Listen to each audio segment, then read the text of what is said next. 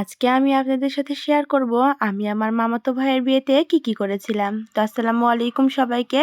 সবাই কেমন আছেন? গ্রামের বিয়েতে কিন্তু অনেক ধরনের নিয়ম থাকে যেগুলো আপনারা শহরের মানুষ জানেন না।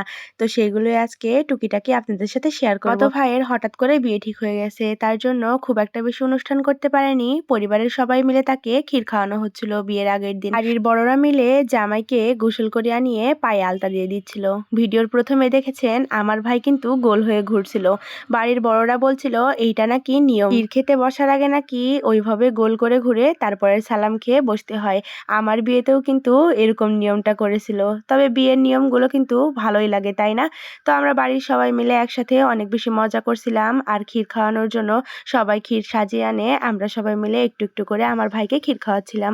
এদিকে দেখেন আমার মামাতো বোন ক্ষীর খাওয়াচ্ছিল। আমরা কিন্তু ছোটবেলা বর বা বউকে ক্ষীর খাওয়াতে গেলে ফাঁকি দিয়ে ক্ষীরটা খেয়ে নিতাম। তো দেখেন আমার মামাতো বোনও সেইটাই করছে। হঠাৎ করে যেহেতু বিয়েটা ঠিক হয়েছে, তারপরেও এই ছোটখাটো অনুষ্ঠানে সবাই মিলে অনেক বেশি আনন্দ করেছে।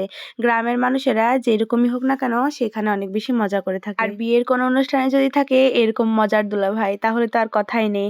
আমি দুলাভাইকে যে মিষ্টি খাইয়ে দিচ্ছিলাম, আর এইখানে দেখেন দুলাভাই যেহেতু বাড়ির বড় জামাই, তাই জন্য আমার নানিরা সবাই মিলে নাচছিল আর বলছিল নাতি জামাই এখন টাকা দাও। গ্রামের বিয়েতে কিন্তু দাদি বোন এরা সবাই মিলে গোসল করানোর জন্য কলসি নিয়ে নাচ গান করে আর বড়দের থেকে টাকা নেয়। আজকে আমার ভাইয়ের বউ নিয়ে আসা হয়েছে, আজকে বউ ভাত। তো ওইদিকে নাচ গান শেষ করে আমি এসে আমার খাসিকে খাওয়াচ্ছিলাম। অনেকদিন পর নানি বাড়িতে এসেছি, আমার খাসিগুলোকে আমি দেখিনি, তাই একটু তাদেরকে আদর করে দিচ্ছিলাম। যেহেতু বিয়েটা খুব ছোটখাটো ভাবে হচ্ছিল, তাই জন্য এখানে যারা গরুর মাংস বা খাসির মাংস খায় না তাদের জন্য মুরগির মাংস আনা হয়েছিল।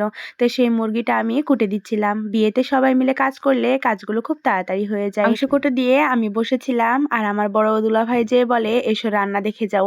আমার দুলাভাইরা কিন্তু আমাকে ভিডিও করার জন্য অনেক বেশি সাপোর্ট করে। আমি যে দেখি আমার দুই দুলাভাই দুই হাঁড়িতে রান্না বান্না শুরু করে দিয়েছে। আমার দুই দুলাভাই কিন্তু অনেক বেশি মজার মানুষ।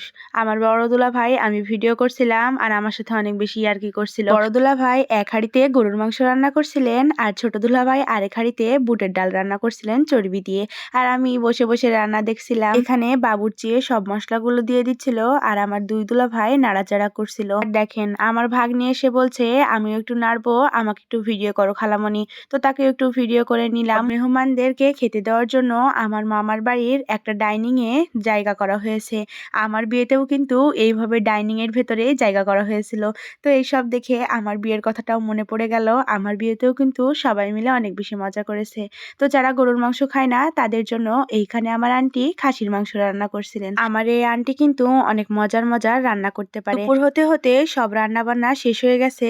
তারপরে আমি দেখতে যাই মাংসের কালারটা কেমন এসেছে। আজকের মাংসটা কিন্তু একদম কালা ভুনার মতো করে রান্না করা হয়েছে। আমাদের এলাকায় কোনো জায়গায় বিয়ে হলে বিয়েতে বুটের ডাল দিয়ে চর্বি দিয়ে একটা তরকারি, আর গরুর মাংস, যারা যারা গরুর মাংস খায় না তাদের জন্য খাসির মাংস রাখা হয়। আর বিয়ের বাড়ির যে ডালটা থাকে সেই ডালটা অনেক বেশি পছন্দের। তো দুপুর হয়ে গেছে, রেডি হয়ে চলে যায় খাবার খাওয়ার জন্য।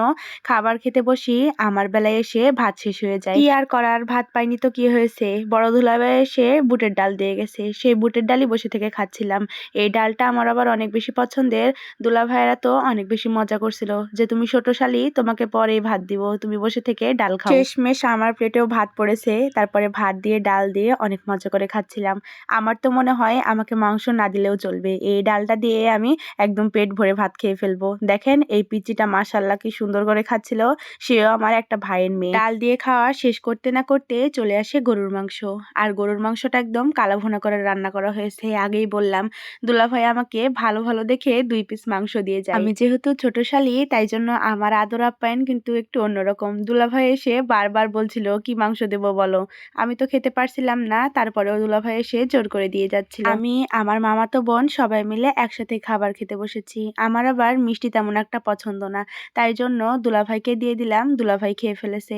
তো আজকের ভিডিও পর্যন্তই। ভিডিওটা কেমন হয়েছে কমেন্টে জানাবেন। আল্লাহ হাফেজ সবাইকে।